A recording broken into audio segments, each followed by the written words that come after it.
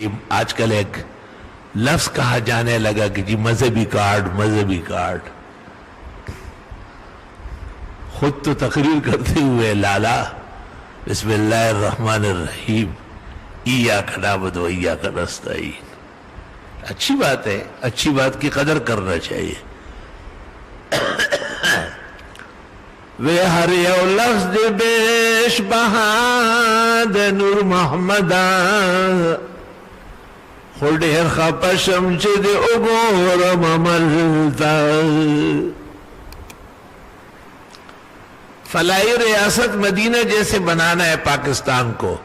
مدینہ منورہ میں بھی پیسے نہیں تھے، ہمارے بینک بھی خالی ہو گئے، جھاڑو پھیر دیا گیا. یہ تو بڑا آسان طریقہ ہے، جتنا ہے وہ بھی اٹھا لو اور کہو کہ مجھ سے پہلے جو حکومتیں گزری ہے انہوں نے کیا ہے. تو جب تجھ سے پہلے حکومتیں جھاڑو پھیر چکی تھی تو آپ آ کیوں رہے تھے؟ آپ معذرت کر لیتے کہ میں ایسے ملک میں اقتدار نہیں کر سکتا. ہر یو لفظ دے بیش بہا دے نور محمدہ خودیر خپشم چه دے اگورم عملتا. اچھی بات ہے کہ ایک لیڈر، ایک وزیر اعظم وہ کہتا ہے کہ مدینہ منورہ جیسے شہر آباد کرنا ہے. کیسے آباد کرو گے؟ مدینہ منورہ میں ایک عورت نبی کریم صلی اللہ علیہ وسلم کے پیچھے باتیں کرتی تھی. بخاری میں ہے صحابہ نے اس کو بلایا اور بلانے کے بعد کینچیوں سے اس کو کاٹا ہے. بعد نبی کے خلاف زبان چلاتی ہے اور آپ نبیوں کو گالی دینے والے کو ہوائی جہاز میں بٹھا کے باہر بھیج رہے ہیں. یہ عجیب و غریب ریاست مدینہ فلاحی بن رہا ہے.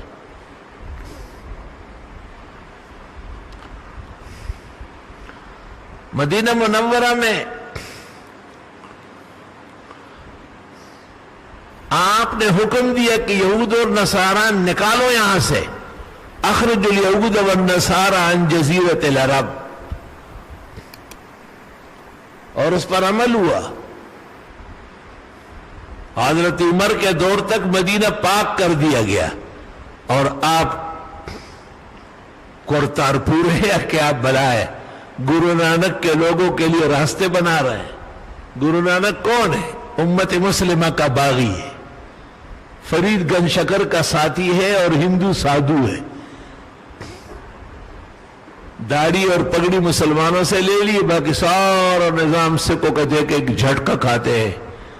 بدھ کو نہیں مانتے ہیں لیکن بت پرستوں سے بدتر دشمن ہے مسلمانوں کے. آپ نے کسی عالم دین سے فتویٰ لیا ہے ریاست مدینہ میں ایک فرقے کو؟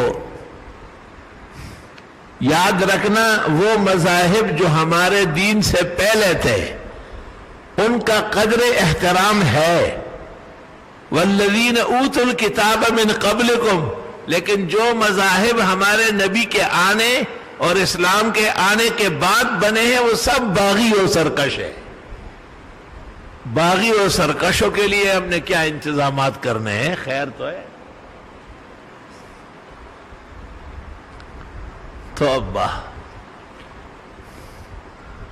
کہیں ہم ناصحانہ گفتگو مولانا محترم کو مشورہ دے دیتے، او جی سوشل میڈیا پر اتنے بڑی باتیں شروع ہو جاتی ہے، فلاں کا ایک اور وہ گر گیا اور مفتی صاحب نے بھی یہ فتویٰ دی. میرے فتوے لانگ مارچ اور دھرنے سے 2 دن پہلے شائع ہوگا، اس برداشت کرو اسے.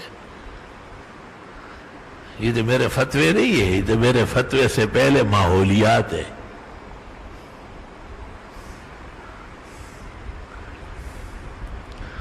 ہمارے یہاں جو دارالافتاء کے اندر مفتی بیٹھتے ہیں تو یہ سب شاگرد ہوتے ہیں. ان کو میں ایک بات تاکید سے کرتا ہوں کہ ہر مسئلے کی پوری تحقیق کیا کرو. عالم دین سے لوگوں کو تحقیق کی توقع ہے، اور اگر عوام اور عالم کی لڑائی آئی تو عالم کا ساتھ دو. وہ کہتے ہیں صاحب امام صاحب ایسے ہیں، امام صاحب کے خلاف فتویٰ. میں نے کہا یہ تو طریقہ ہے امام کو نکالنے کا، امام صاحب کو بلا لو، بلانے کے بعد اس کو کہو کہ یہ باتیں کیسی ہے. اگر وہ کہے کہ ہاں مجھ میں ایک کمی ہے تو آپ کہے کم از کم مصلی کو معاف کر دو، لوگوں کی نمازیں مت خراب کرو، خود ہی پیچھے ہٹو. اور اگر ایسا نہیں ہے تو آپ اس کو کہے کہ ایسے اعمال مت کرو کہ لوگوں کو موقع ملے. دیکھو یہ آپ کے خلاف استفتاء آیا ہے، اگر اس کا جواب دے دیا جائے تو آپ کو مشکلات ہو جائے گی. اور وہ استفتاء کرنے والے عوام جب آ جائے تو ان سے کہو ہم نے تحقیق کی ہے اور آپ نے تحریر غلط اور جھوٹی لکھی ہے، امام صاحب ایسے نہیں ہے. اللہ اللہ تیرا لاکھ لاکھ شکر، کرم، احسان، مہربانی. یہ بہت ممکن ہے کہ کسی سیاسی عالم کے بہت سارے کام ایسے ہوں کہ جن سے مجھے بھی اطمینان نہ ہو، لیکن انجام کار